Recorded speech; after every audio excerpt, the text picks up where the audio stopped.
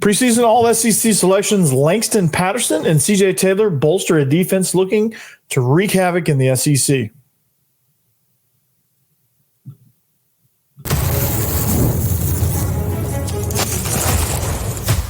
You are Locked On Vandy, your daily podcast on the Vanderbilt Commodores, part of the Locked On Podcast Network, your team every day.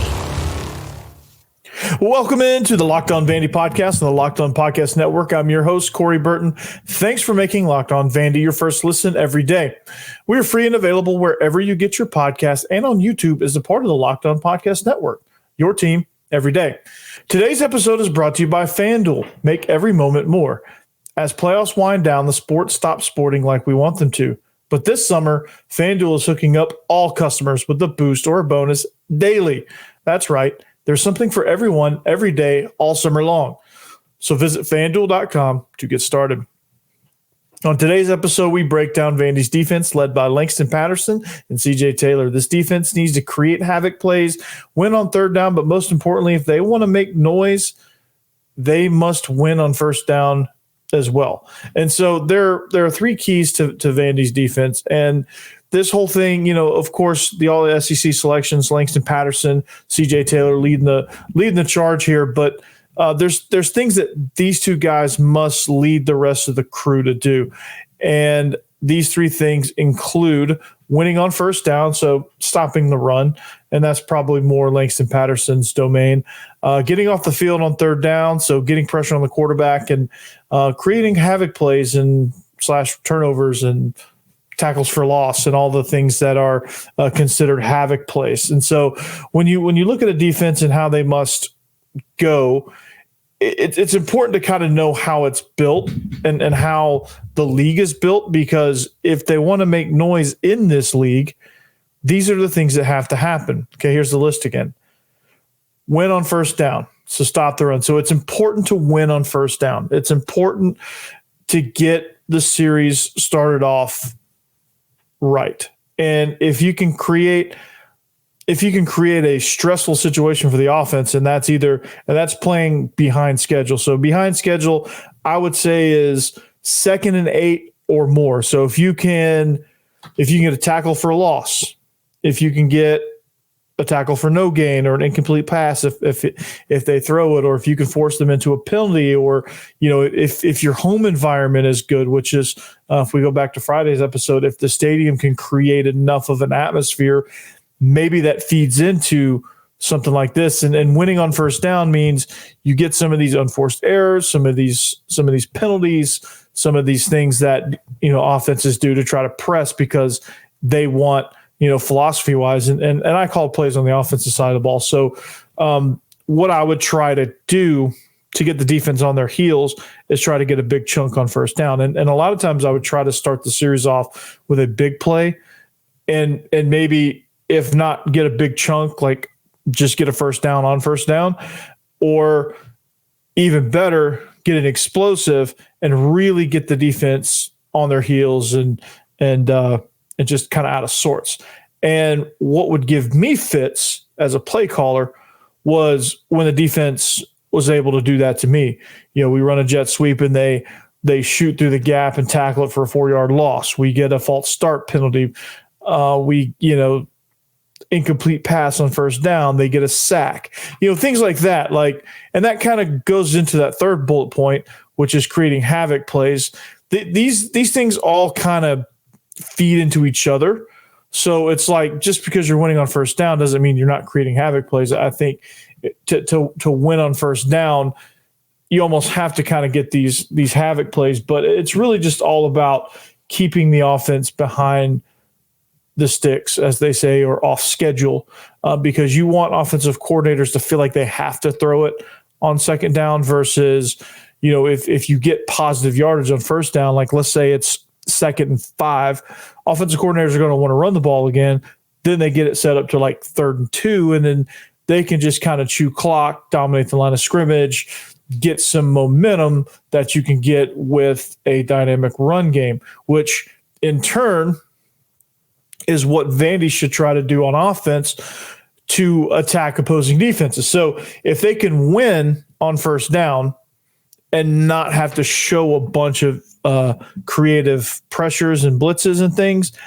This sets their defense up to be able to get off the field on third down. So this sets them up for a good situation second down.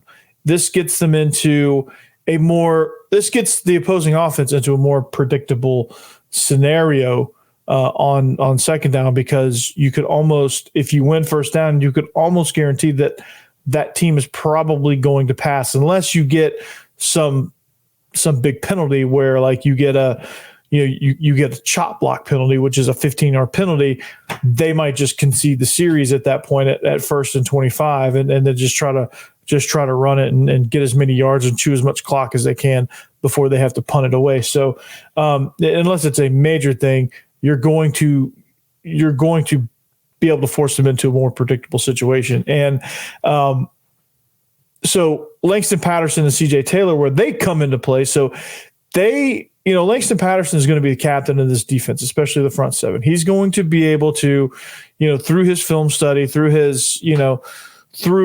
all of that, being knowledgeable in the scheme, being knowledgeable in what Clark Lee wants schematically, and being athletic enough and a good enough linebacker to make all of those plays, along with Prince Colley. He's going to get guys set up. He's going to tell guys where to go, and between series is going to be important as well. But on the field, he's going to be able to relay the calls. He's going to be able to see things happen and get guys to adjust. And that's a talent that you really, you teach it, but instincts like that, being able to kind of just digest things pretty quickly, that's instinctual. So you combine that with learning Clark Lee's philosophies and basically thinking like Clark Lee, and on the field will get you what you need. And Langston Patterson can certainly do that from the inside linebacker position, because this defensive line, as they're trying to get comfortable in this new scheme, as we're trying to get comfortable on who's going to be the main guys along the defensive line, you're going to have linebackers that play really well behind them and kind of not really clean up, because I think the defensive line is going to be pretty good, but being able to flow one way or the other, being able to make sure everybody's gap sound in front of them, making sure they have the talent enough to get through whatever blocking schemes the offense provides, and being able to diagnose what's going on.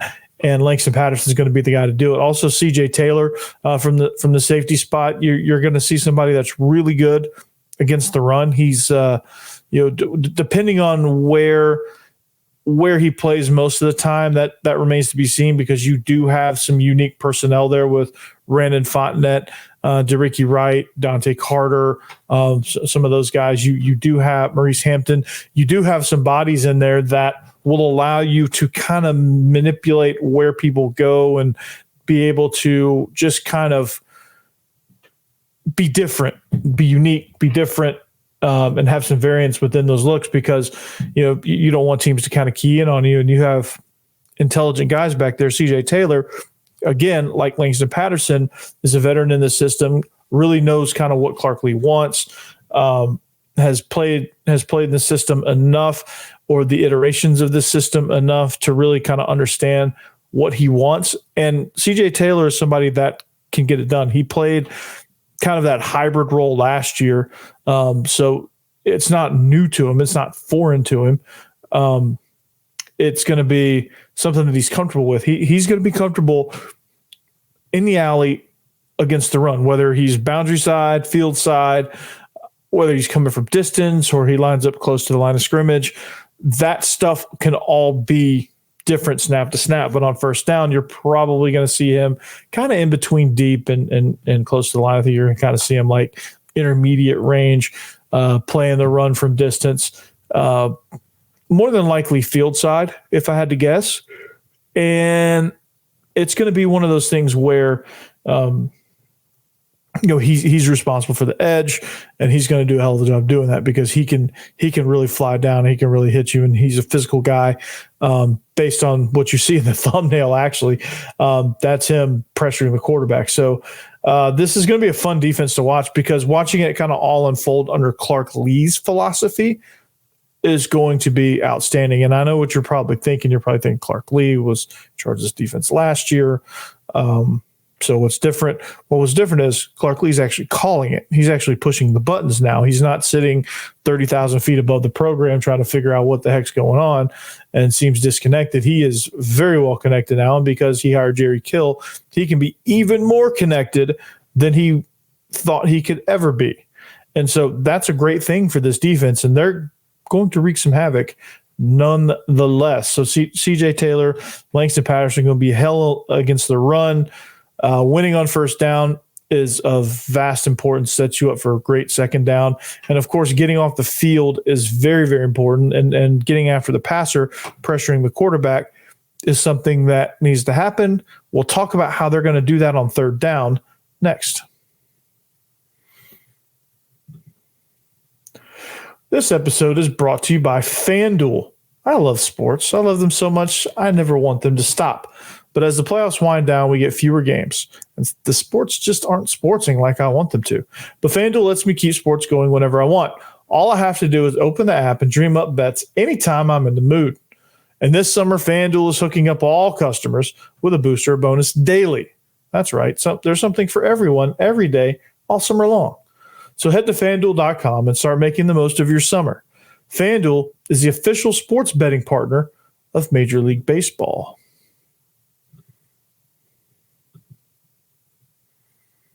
All right, welcome back. Are you watching ESPN or Fox News or Fox Sports or Fox anything, and you have to turn down the volume with all that shouting?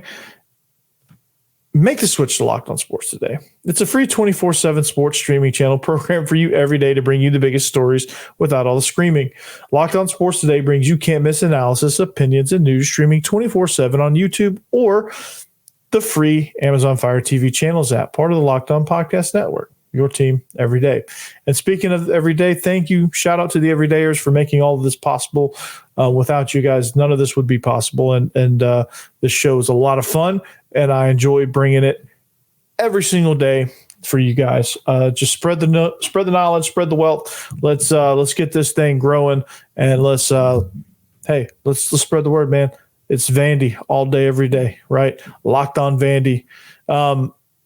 But talking about keys to a successful defense, right? Vandy wants to create havoc in the SEC. This is the only way they're going to go to a bowl. Create havoc on defense. This provides opportunities for their offense. So we talked about stopping the run. We talked about winning on first down. Those two things usually correlate because in this league, run game is still king. Let's be honest. All right. The second thing they have to do, and they have to improve vastly on, is getting off the field on third down, getting after the quarterback, pressuring the quarterback. And this is something that, again, if you can do this at extremely high level, your defense of numbers will be great, and you'll actually get off the field on third down. And this is kind of where I think Clark Lee decided that he was going to be the biggest help. He decided that was going to be what he looked at in the portal, and that I think that was his first or second portal guy. Stephen Lasoya on the offensive line, and Corday Sidnor was the second guy, I think, in the portal, if I remember correctly. If not, those two were flipped. But those were the two early transfer portal guys. And so what he already had in mind was somebody that would be good on first down and good on third down. And Corday Sidnor is that versatile guy. And he kind of factors in with the other two, Langston Patterson and CJ Taylor, in the fact of that they can get after the quarterback, create coverages that will allow them to get pressure on the quarterback, get hits on the quarterback, things like that. So one of the things that when you are pressuring the quarterback, okay, one of the things that you have to be able to do is you have to be able to, if you can't get sacks, you have to get hurries. And to get hurries, you're going to have some hits, some quarterback knockdowns, some things that even though he still may have delivered a perfectly thrown ball that this quarterback intended on throwing, if you hit him, and knock him down. Think about it. He's going to be thinking about it every time. Every time he drops back, he's going to be thinking about that hit. And those throws are going to get shorter and shorter and shorter. And what I mean shorter is his release point is going to get quicker, and he's going to that ball is going to start sinking a little bit because he's going to get rid of it quickly, anticipating the hit. And if you can get hits on the quarterback, they think about that thing. Their eyes go from downfield to down to the rush, and they can't focus on anything else. So the passing game is therefore, and you don't have to get a ton of sacks in that case. If you can get quarterbacks to hurry, they make bad throws, which, given the depth and talent in the secondary, if you can create pressure on the quarterback to make him make bad throws, CJ Taylor's there to pick one off. Dante Carter's there to pick one off. Mark Davis is there to pick one off. I would say Marlon Jones, but he's out for this. He's out for this season.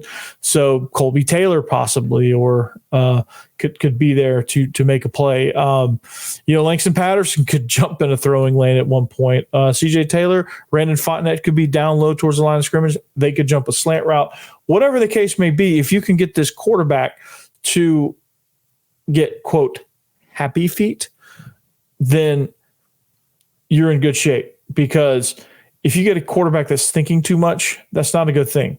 They miss throws that they should hit. They start missing throws they should hit. They start overthrowing. They start throwing interceptions. They start holding the ball too long, looking for the perfect throw.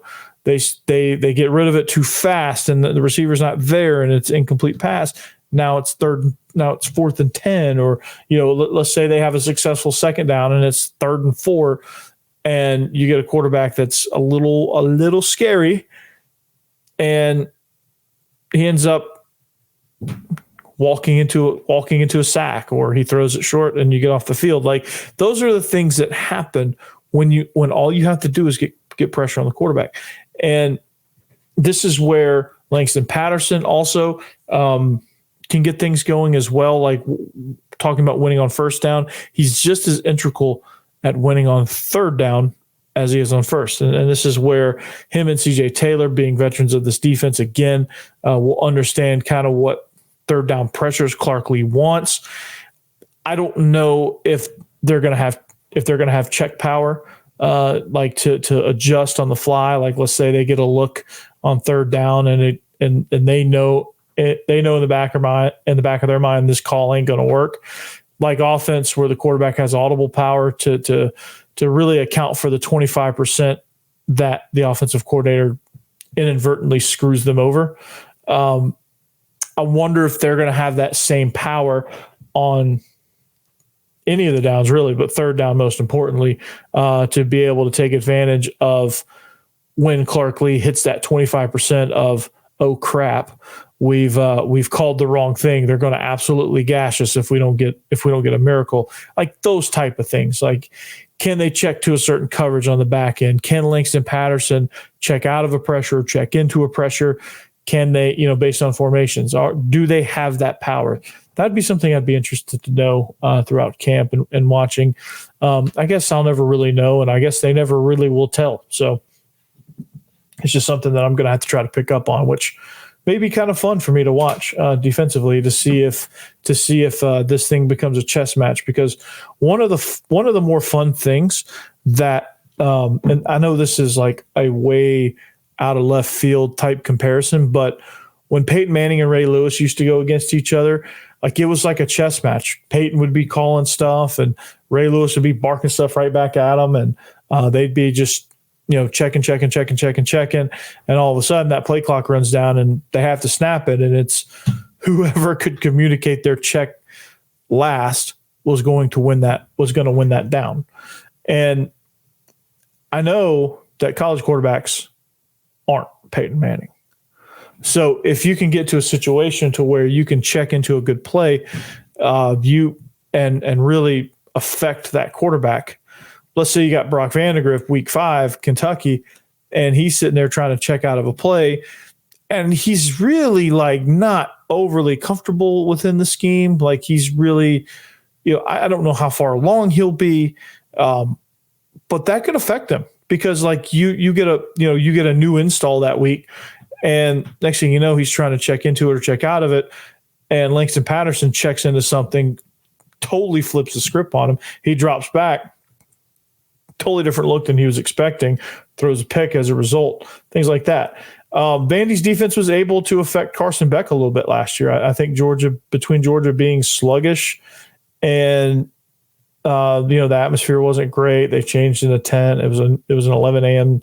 local kickoff. All that stuff, all those factors factored in. But I think Vandy's defense did a good job of really just kind of upsetting the apple cart a little bit. Now I don't think they did it enough, and I don't think they had enough depth to really sustain that. But there was some series where Georgia looked like they were in trouble, and it wasn't just the first few series in the first quarter where they were just trying to wake up. I mean, there were some series late in the game where you're just like, Georgia's trying to give this thing away, man. And this defense is really kind of affecting them. Like that CJ Taylor near pick six, he got jacked up by Carson Beck. But that CJ Taylor play was it was kind of set up where they affected Carson Beck on that play.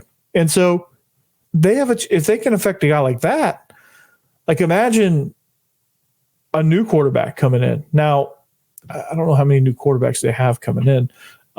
Like Nico will have a lot of games under his belt by the time Tennessee rolls in. Garrett Nussmeier will have a lot of starts under his belt by the time he rolls in. He's not exactly a rookie. Quinn Ewers is Quinn Ewers. Jalen Milroe. I mean, you can confuse Jalen Milroe, I think, because it's a new scheme. He's still developing as a passer. We won't know really what he has. Brady Cook's pretty good. The thing they got going for him is it's early, so they have a chance. But the same system, all that stuff, so it's unlikely. I mean, they really don't play any brand new quarterbacks early in the season. Maybe, I don't know. Virginia Tech, because Virginia Tech hasn't seen the new look Vanderbilt, and there could be a lot of surprises there too. I mean, this is really kind of the best we got. But winning on third down, pressuring the quarterback, making these calls, making these checks, I think would be huge. And I think Langston Patterson has the ability and the intelligence to do so, as well as CJ Taylor on the back end. Will they be able to do it? That remains to be seen, and I hope that they can, because I think that'll help Vandy's defense. So creating havoc plays is another part of this, and being able to do that is going to be of vast importance for this defense. And this will kind of help build momentum and get them into some possible wins, because they are creating havoc where it's tackles for loss, turnovers, all that such. So we'll talk about havoc, how they can complete the full circle of havoc next.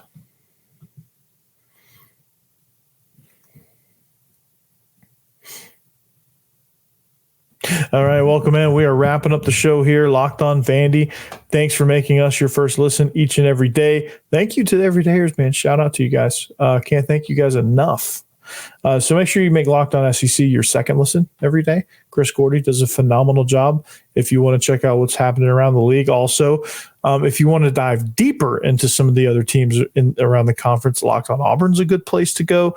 Zach Blackerby does a phenomenal job there. If you want to learn more about the Auburn Tigers, Stephen Willis at Locked On Ole Miss does a phenomenal job covering Ole Miss. If you look up Ole Miss podcast on Google, he's the first result. And I want to make Vandy the first result, Locked On Vandy, the first result when you search Vandy podcast. So let's make that goal happen. And let's create havoc in the podcast world, just like Vandy needs to create havoc in the SEC on defense. So that's our third point, create havoc plays and or turnovers. So these are keys, how Vandy's defense can improve these things. Doing these three simple things will undoubtedly create some improvement there for Vandy's defense. So creating havoc plays. So it's always like, what's havoc? What's havoc? What's havoc? Well, we know the dictionary definition of havoc, right? It's I will give you the exact word for word dictionary definition. Okay. Havoc is wide and general destruction, great confusion or disorder. Okay. So creating havoc is for Vandy, wide and general destruction of everyone's expectations of what they are. Wide and general destruction of the opposing offenses by creating turnovers. Also, they create great confusion and disorder in order to, I think that leads into. So the entire definition of Havoc, both connotations, is what Vandy's defense aims to do. And creating tackles for loss, situations to where, again, if you're winning on third down, if you're getting similar pressure on the quarterback on first and second down, this creates havoc because there's a lot of disorder because you're disrupting the offensive play caller's rhythm. You're disrupting what he wants to do and how he wants to set up the series. I know that a tackle for loss threw me for a loop, right? Threw me into a tizzy, right? I thought it was the freaking Joker in Dark Knight over there on the other sideline creating havoc, right? And I had there was some panic on our sideline, unfortunately. I kept calm, but our kids just, they sense it. And, the opposing players can sense that type of thing when you create tackle. It's just a simple tackle for loss on a play that they've probably repped several times in practice thinking this is going to be the greatest thing ever. And this is going to be a touchdown. Every offensive play is designed for a touchdown. That's how we think, right? Everything's going to go for a touchdown. And when it doesn't, it throws us into a loop, man. And offensive coordinators can be some sensitive people, right? It can be easy to disrupt us. It can be easy to throw us off our game a little bit in this whole chess match. You guys hold all the emotional cards. You guys hold all the momentum cards. And tackles for loss are big momentum things. Sacks, tackles for loss, things like that. Those create great havoc in the game plan, right? They create disorder.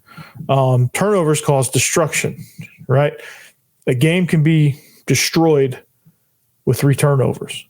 You can play a hell of a game, but you turn the ball over 3 times, you're going to have a hard time beating anybody in college football, especially the SEC, right? Let's say Kentucky rolls in here. Kentucky's who I'm beating on tonight.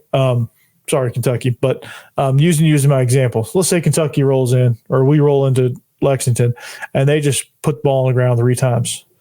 It's not. I mean, they're going to have a hard time winning. Like that's going to be something that's not easy to overcome because of the momentum that goes with it, right? And especially if Vandy does something with it. Now, when one team turns the ball over, the other team has to capitalize, right? And if they don't capitalize, then is as if it never happened. And so, in order to make it, you've got to make those turnovers hurt. And I think Vandy has a chance to do that because I think they have an actual identity on offense. They can actually take advantage and capitalize on these havoc plays, right? Great destruction, the near pick 6. Great destruction, a scoop and score.